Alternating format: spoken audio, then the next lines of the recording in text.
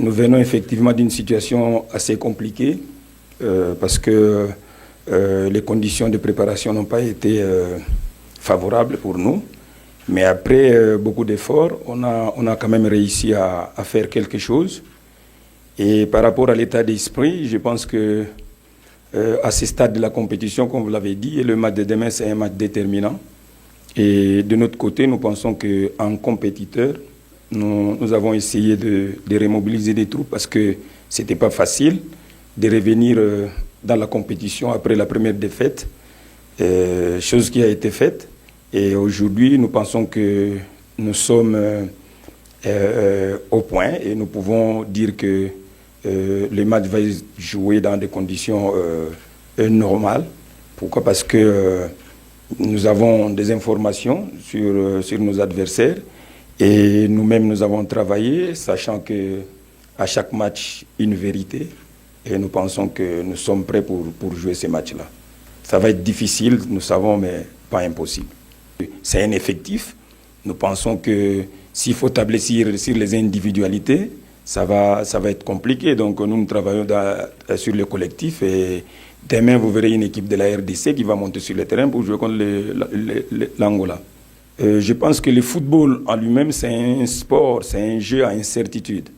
Quoi que vous travailliez, quoi que vous étudiez l'adversaire, comme vous le dites, nous on a étudié par rapport aux éléments, aux informations que nous avons sur nos adversaires. De même, ils ont fait des recherches pour étudier. Donc, je sais en tant que technicien ou pratiquant du football que le football, c'est juste des détails de fois. Et quoi que vous travaillez, vous ne pouvez jamais réduire les incertitudes du football à zéro.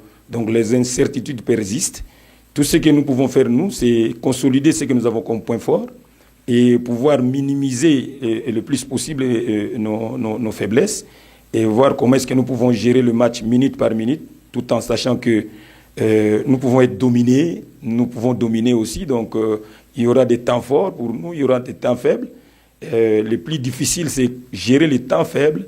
C'est ce que nous allons essayer de faire. Et je pense que les matchs se jouant, nous allons essayer, à partir du banc où nous serons, essayer de coacher les matchs progressivement. Et les souhaits pour nous, c'est de faire un bon résultat demain. On ne change pas une équipe qui gagne. Est-ce une vérité? C'est une phrase qui se prononce comme ça. Moi, je pense que à chaque match, une stratégie, une équipe qui gagne peut être modifiée. Donc, cela dépendra des éléments à notre possession. Mais après, je le répète, nous aurons une équipe de la RDC avec 11 bonhommes sur le terrain qui vont jouer contre l'Angola.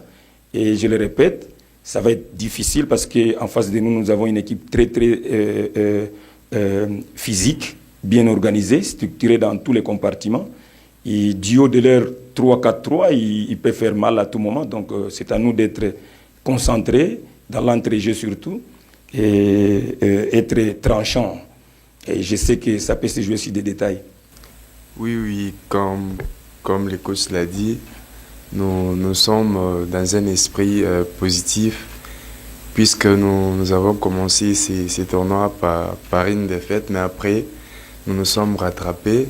Du coup, chaque match, on va aborder chaque match avec sérénité et un esprit positif pour espérer la qualif. On parle entre nous, oui, on parle entre nous. Et on se dit que c'est un match très important, un match très décisif pour nous. Dans les groupes, on a des grands qui sont expérimentés. On a Michel qui nous motive, il nous dit de positiver, il nous encourage. On sait que ça va se jouer demain. Du coup, il nous donne des conseils du genre ne pas stresser, être calme et tout, et que ça va passer, que ça va bien se passer.